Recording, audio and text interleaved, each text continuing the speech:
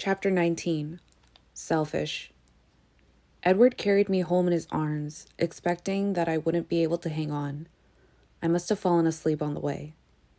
When I woke up, I was in my bed, and the dull light coming through my windows slanted in from a strange angle, almost like it was afternoon. I yawned and stretched, my fingers searching for him and coming up empty. "Edward," I mumbled.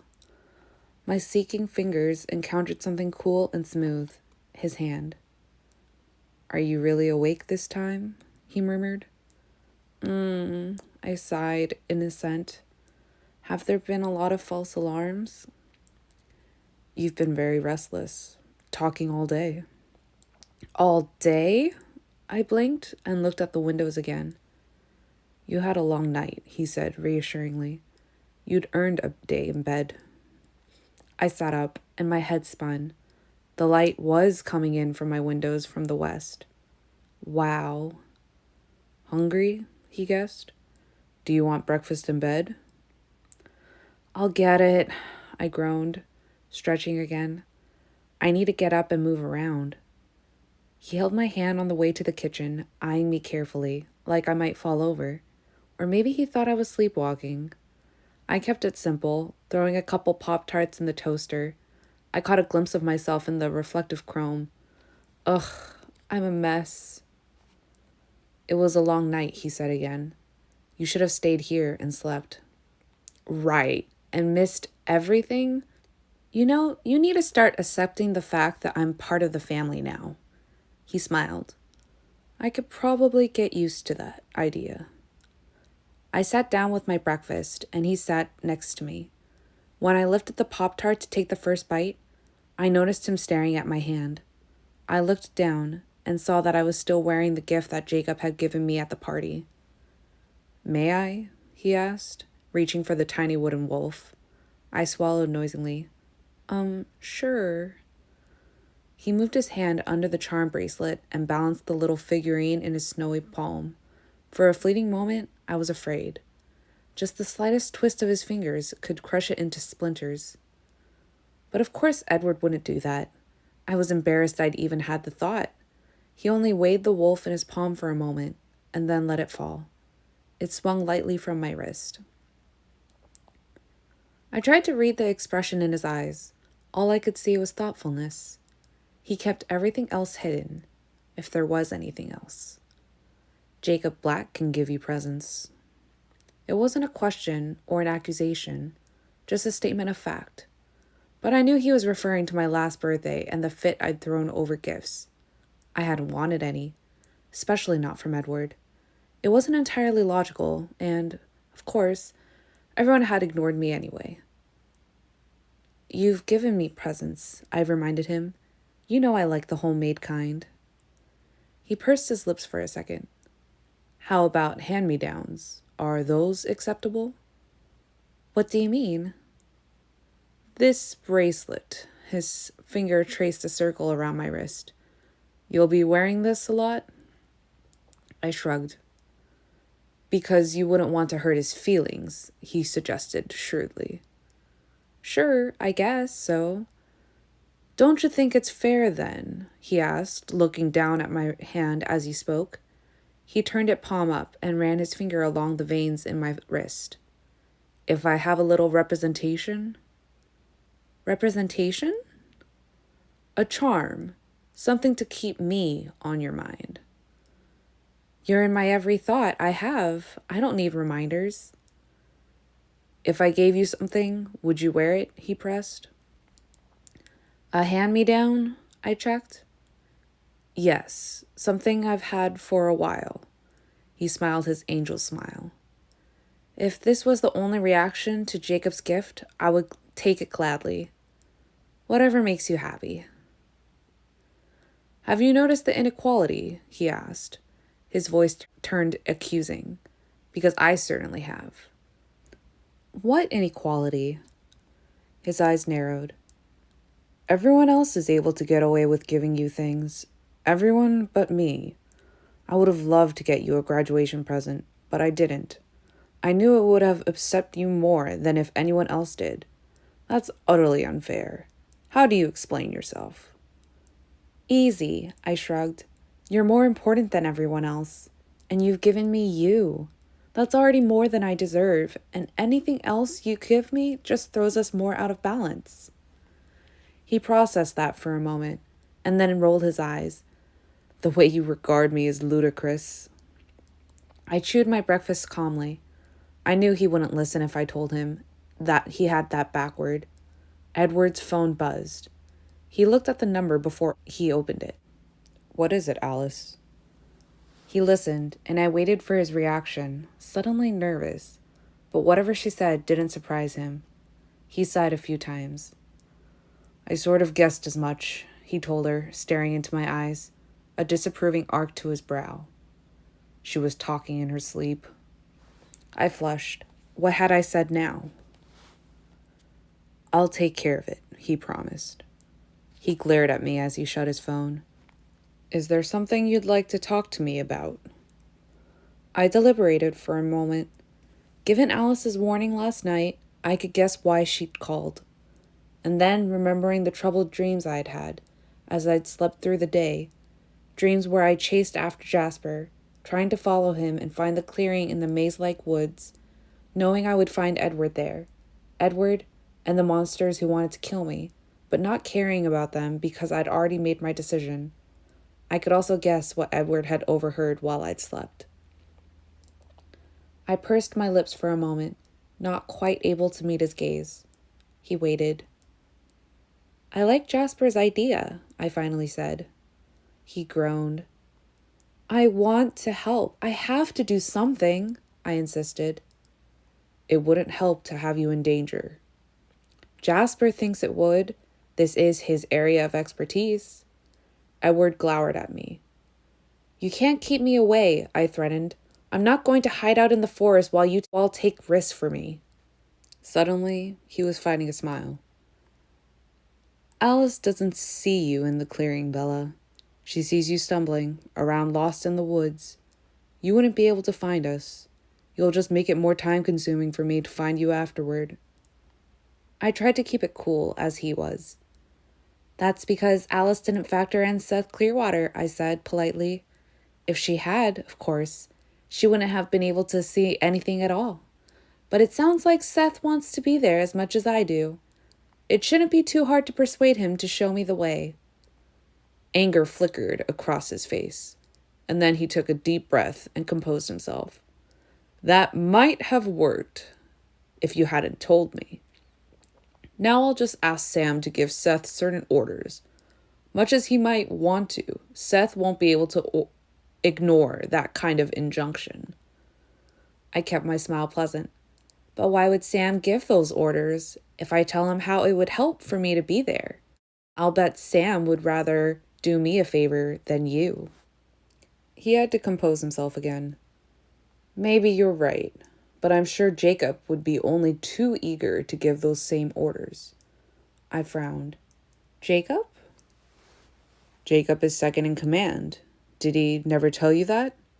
His orders have to be followed, too. He had me, and by his smile, he knew it. My forehead crumpled. Jacob would be on his side, in this one instance. I was sure, and Jacob never had told me that.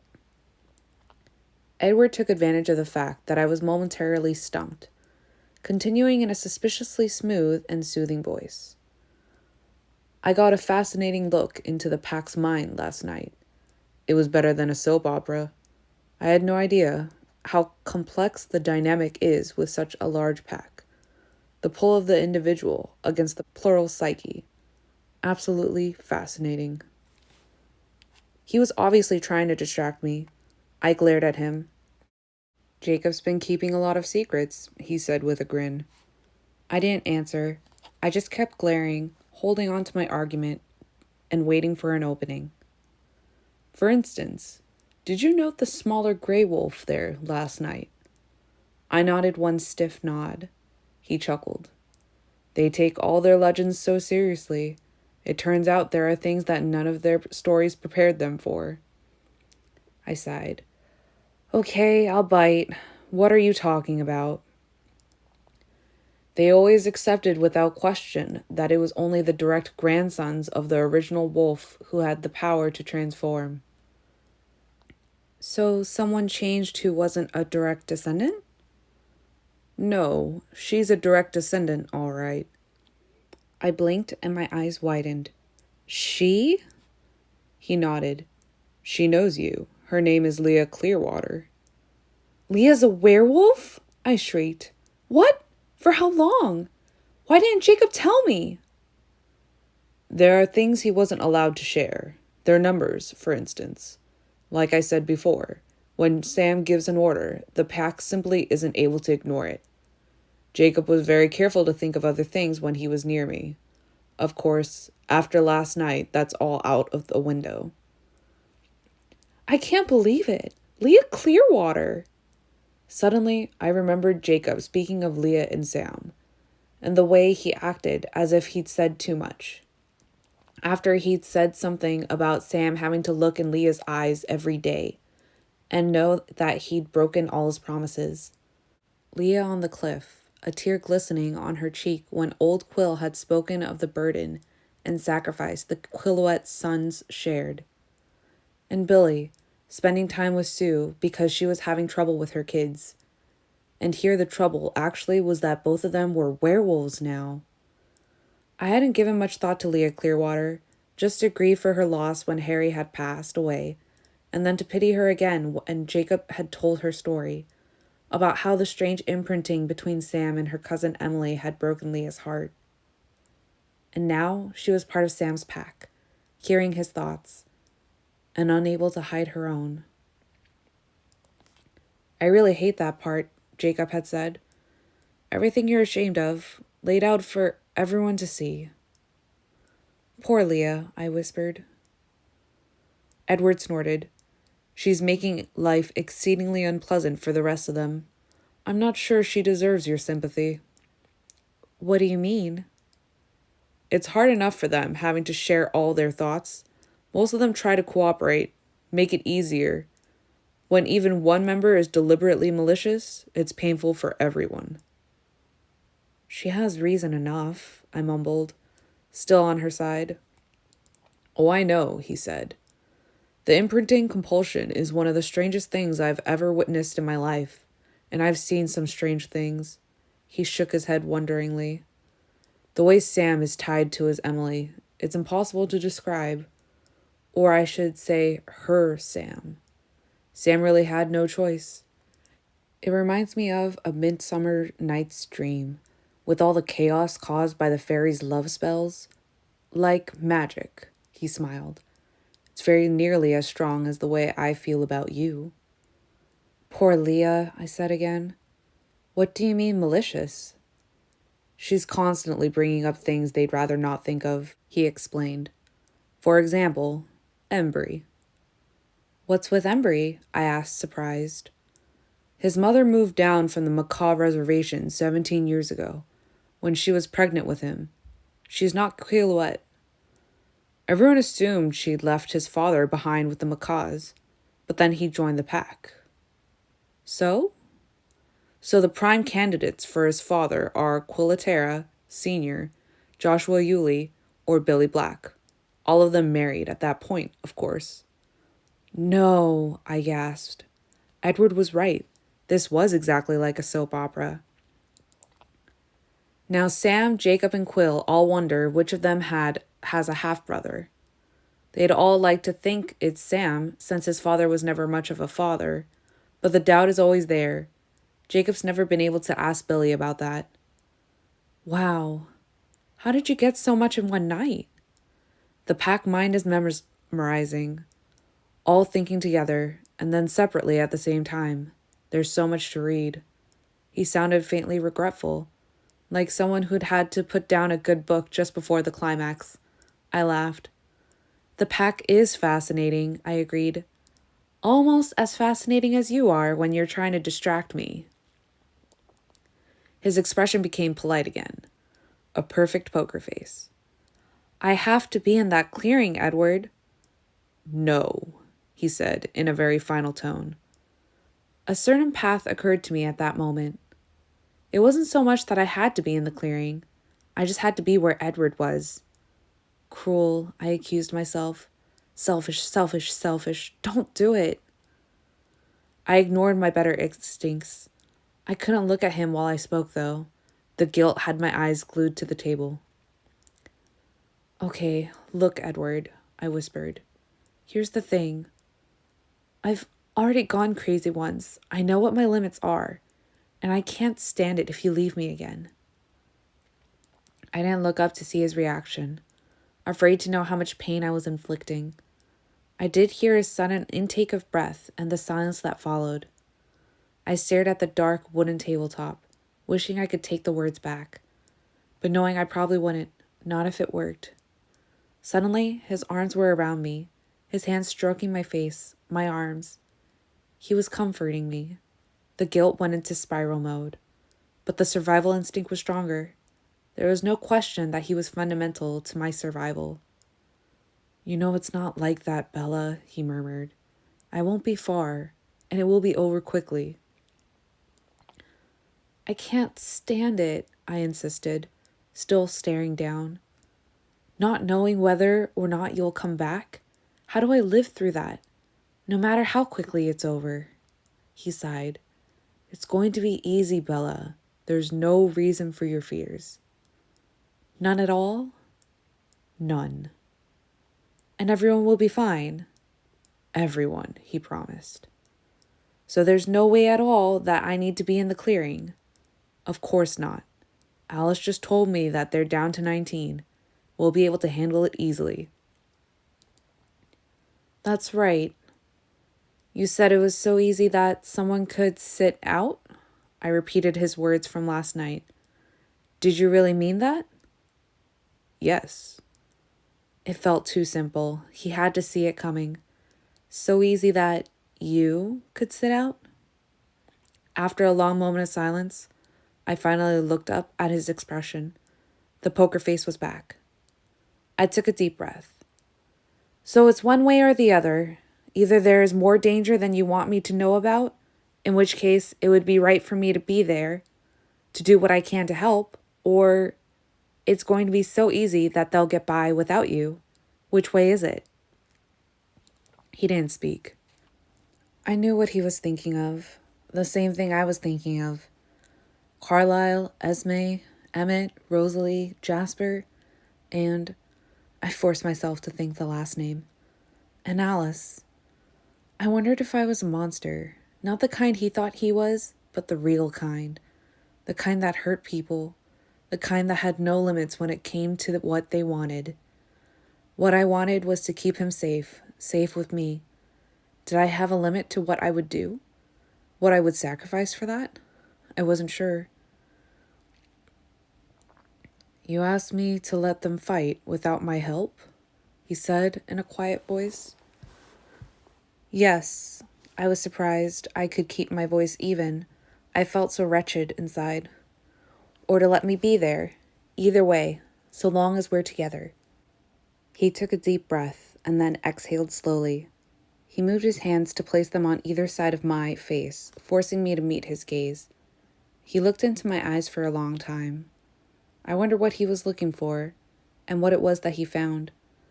Was the guilt as thick on my face as it was in my stomach, sickening me?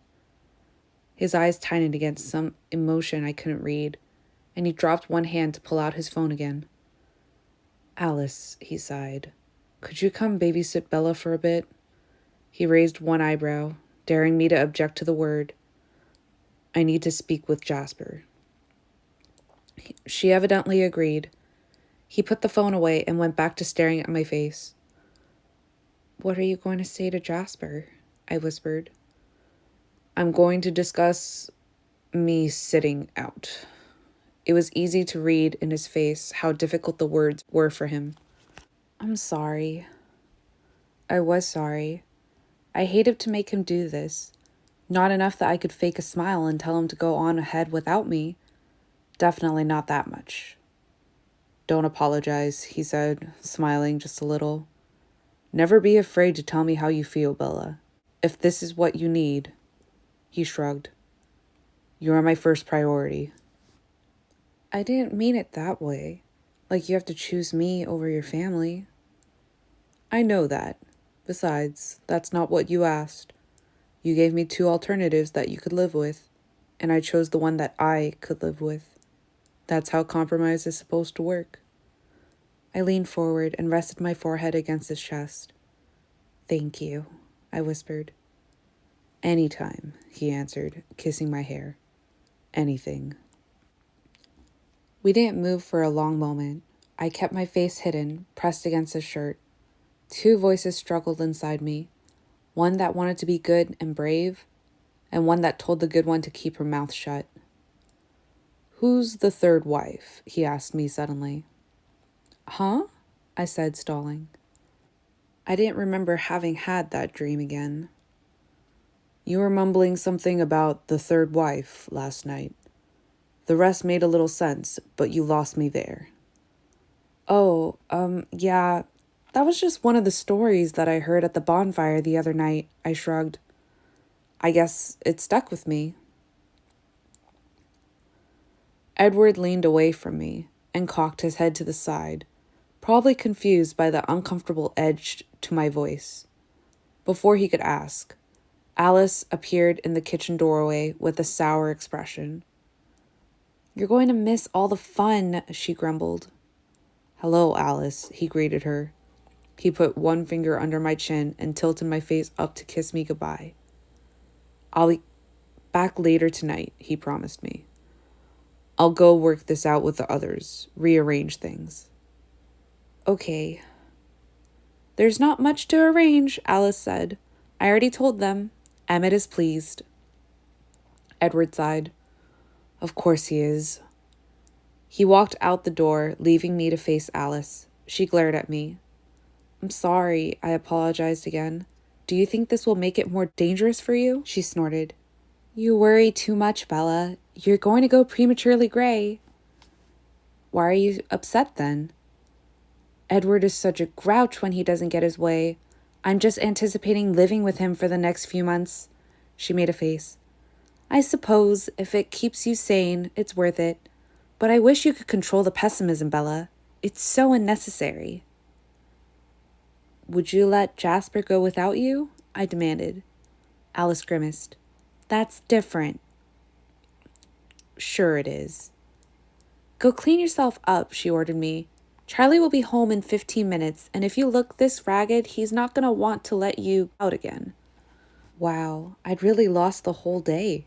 It felt like such a waste. I was glad I wouldn't always have to squander my time with sleeping. I was entirely presentable when Charlie got home, fully dressed, hair decent, and in the kitchen putting his dinner on the table. Alice sat in Edward's usual place, and this seemed to make Charlie's day. Howdy, Alice. How are you, hun? I'm fine, Charlie. Thanks.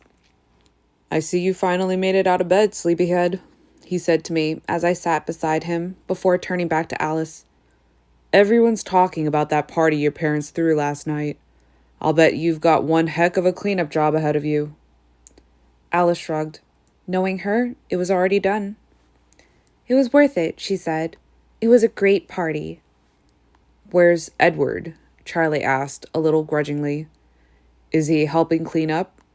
Alice sighed, and her face turned tragic. It was probably an act, but it was too perfect for me to be positive. No, he's off planning the weekend with Emmett and Carlisle. Hiking again? Alice nodded, her face suddenly forlorn. Yes, they're all going, except me. We always go backpacking at the end of the school year, sort of a celebration. But this year, I decided I'd rather shop than hike, and not one of them will stay behind with me. I'm abandoned. Her face puckered, the expression so devastated that Charlie leaned toward her automatically, one hand reaching out, looking for some way to help. I glared at her suspiciously. What was she doing? Alice, honey, why don't you come stay with us? Charlie offered. I hate to think of you all alone in that big house. She sighed. Something squashed my foot under the table. Ow, I protested. Charlie turned to me. What? Alice, shot me a frustrated look. I could tell she thought I was very slow tonight. Stubbed my toe. I murdered. Oh, he looked back at Alice. So, how about it? She stepped on my foot again, not quite so hard this time. Dad, we don't really have the best accommodations here. I bet Alice doesn't want to sleep on my floor. Charlie pursed his lips. Alice pulled out the devastated expression again. Maybe Bella should stay up there with you, he suggested, just until your folks get back. Oh, would you, Bella? Alice smiled at me radiantly. You don't mind shopping with me, right? Sure, I agreed. Shopping. Okay. When are they leaving? Charlie asked. Alice made another face. Tomorrow. When do you want me? I asked. After dinner, I guess, she said, and then put one finger to her chin, thoughtful. You don't have anything going on Saturday, do you? I want to get out of town to shop, and it will be an all-day thing. Not Seattle, Charlie interjected, his eyebrows pulling together. Of course not, Alice agreed at once, though we both knew Seattle would be plenty safe on Saturday. I was thinking Olympia, maybe. You'll like that, Bella. Charlie was cheerful with relief. Go get your fill of the city. Yeah, Dad. It'll be great. With one easy conversation, Alice had cleared my schedule for the battle. Edward returned not much later. He accepted Charlie's wishes for a nice trip without surprise. He claimed they were leaving early in the morning and said goodnight before the usual time. Alice left with him. I excused myself soon after they left. You can't be tired, Charlie protested. A little, I lied. No wonder you like to skip the parties, he muttered. It takes you so long to recover. Upstairs, Edward was lying across my bed. What time are we meeting the wolves? I murmured as I went to join him. In an hour. That's good. Jake and his friends need to get some sleep. They don't need as much as you do, he pointed out. I moved to another topic, assuming he was trying to talk me into staying home. Did Alice tell you that she's kidnapping me again? He grinned. Actually, she's not. I stared at him, confused, and he laughed quietly at my expression. I'm the only one who has permission to hold you hostage, remember? He said. Alice is going hunting with the rest of them, he sighed. I guess I don't need to do that now. You're kidnapping me? He nodded. I thought about that briefly. No Charlie listening downstairs, checking on me every so often, and no house full of wide-awake vampires with their intrusively sensitive hearing. Just him and me. Really alone. Is that all right? He asked, concerned by my silence. Well, sure, except for one thing. What thing? His eyes were anxious.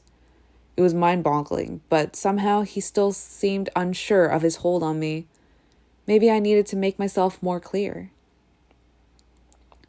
Why didn't Alice tell Charlie you were leaving tonight? I asked. He laughed, relieved. I enjoyed the trip to the clearing more than I had last night. I still felt guilty, still afraid, but I wasn't terrified anymore. I could function. I could see past what was coming and almost believe that maybe it would be okay. Edward was apparently fine with the idea of missing the fight, and that made it very hard not to believe him when he said this would be easy. He wouldn't leave his family if he didn't believe it himself. Maybe Alice was right, and I did worry too much. We got to the clearing last. Jasper and Emmett were already wrestling, just warming up from the sounds of their laughter. Alice and Rosalie lounged on the hard ground, watching. Esme and Carlisle were talking a few yards away, heads close together, fingers linked, not paying attention. It was much brighter tonight, the moon shining through the thin clouds, and I could easily see the 3 wolves that sat around the edge of the practice ring, spaced far apart to watch from different angles. It was also easy to recognize Jacob. I would have known him at once, even if he hadn't looked up and stared at the sound of our approach. Where are the rest of the wolves? I wondered. They don't all need to be here. One would do the job. But Sam didn't trust us enough to just send Jacob, though Jacob was willing. Quill and Embry are as usual. I guess you could call them his wingmen. Jacob trusts you. Edward nodded. He trusts us not to try to kill him. That's about it, though. Are you participating tonight? I asked, hesitant. I knew this was going to be almost as hard for him as being left behind would have been for me. Maybe harder. I'll help Jasper when he needs it. He wants to try some unequal groupings, teach them how to deal with multiple attackers. He shrugged. And a fresh wave of panic shattered my brief sense of confidence. They were still outnumbered. I was making that worse. I stared at the field, trying to hide my reaction. It was the wrong place to look, struggling as I was to lie to myself, to convince myself that everything would work out as I needed it to. Because when I forced my eyes away from the Cullens, away from the image of their play fighting that would be real and deadly in just a few days, Jacob caught my eyes and smiled. It was the same wolfy grin as before, his eyes scrunching the way they did when he was human. It was hard to believe that, not so long ago, I'd found the werewolves frightening, lost sleep to nightmares about them. I knew, without asking, which of the others was Embry and which was Quill, because Embry was clearly the thinner gray wolf with the dark spots on his back, who sat so patiently watching, while Quill, deep chocolate brown, lighter over his face, twitched constantly, looking like he was dying to join in the mock fight. They weren't monsters, even like this. They were friends.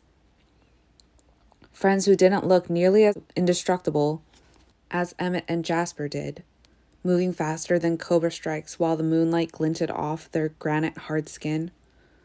Friends who didn't seem to understand the danger involved here. Friends who were still somewhat mortal. Friends who could bleed. Friends who could die. Edward's confidence was reassuring, but it was plain that he wasn't truly worried about his family. But would it hurt him if something happened to the wolves? Was there any reason for him to be anxious? If that possibility didn't bother him? Edward's confidence only applied to one set of my fears. I tried to smile back at Jacob, swallowing against the lump in my throat. I didn't seem to get it right. Jacob sprang lightly to his feet, his agility at odds with his sheer mass, and trotted over to where Edward and I stood on the fringe of things. Jacob, Edward greeted him politely. Jacob ignored him, his dark eyes on me. He put his head down to my level, as he had yesterday, cocking it to one side. A low whimper escaped his muzzle. I'm fine, I answered, not needing the translation that Edward was about to give. Just worried, you know? Jacob continued to stare at me. He wants to know why, Edward murmured. Jacob growled. Not a threatening sound, an annoyed sound, and Edward's lips twitched. What? I asked. He thinks my translations leave something to be desired. What he actually thought was, that's really stupid. What is there to be worried about? I edited, because I thought it was rude. I halfway smiled, too anxious to really feel amused. There's plenty to be worried about, I told Jacob, like a bunch of really stupid wolves getting themselves hurt. Jacob laughed his coughing bark. Edward sighed. Jasper wants help. You'll be okay without a translator? I'll manage. Edward looked at me wistfully for 1 minute, his expression hard to understand, then turned his back and strode over to where Jasper waited. I sat down where I was. The ground was cold and uncomfortable. Jacob took a step forward and then looked back at me, and a low whine rose in his throat. He took another half step. Go on without me, I told him. I don't want to watch. Jacob leaned his head to the side again for a moment, and then folded himself on the ground beside me with a rumbling sigh. Really, you can go ahead, I assured him. He didn't respond. He just put his head down on his paws. I stared up at the bright silver clouds, not wanting to see the fight. My imagination had more than enough fuel. A breeze blew through the clearing, and I shivered.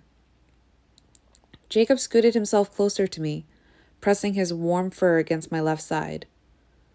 Thanks, I muttered. After a few minutes, I leaned against his wide shoulder. It was much more comfortable that way. The clouds moved slowly across the sky, dimming and brightening as thick patches crossed the moon and passed on. Absently, I began pulling my fingers through the fur on his neck. That strange humming sound that he'd made yesterday rumbled in his throat. It was a homey kind of sound, rougher, wilder than a cat's purr, but conveying the same sense of contentment. You know, I never had a dog, I mused. I always wanted one, but Renee's allergic. Jacob laughed. His body shook under me. Aren't you worried about Saturday at all? I asked. He turned his enormous head toward me so that I could see one of his eyes roll. I wish I could feel that positive. He leaned his head against my leg and started humming again, and it did make me feel just a little bit better. So we've got some hiking to do tomorrow, I guess, he rumbled. The sound was enthusiastic. It might be a long hike, I warned him. Edward doesn't judge distances the way a normal person does. Jacob barked another laugh. I settled deeper into his warm fur, resting my head against his neck. It was strange. Even though he was in this bizarre form, this felt more like the way Jake and I used to be. The easy, effortless friendship that was as natural as breathing in and out. Than the last few times I'd been with Jacob while he was human. Odd that I should find that again here, when I'd thought this wolf thing was the cause of its loss. The killing games continued in the clearing, and I stared at the hazy moon.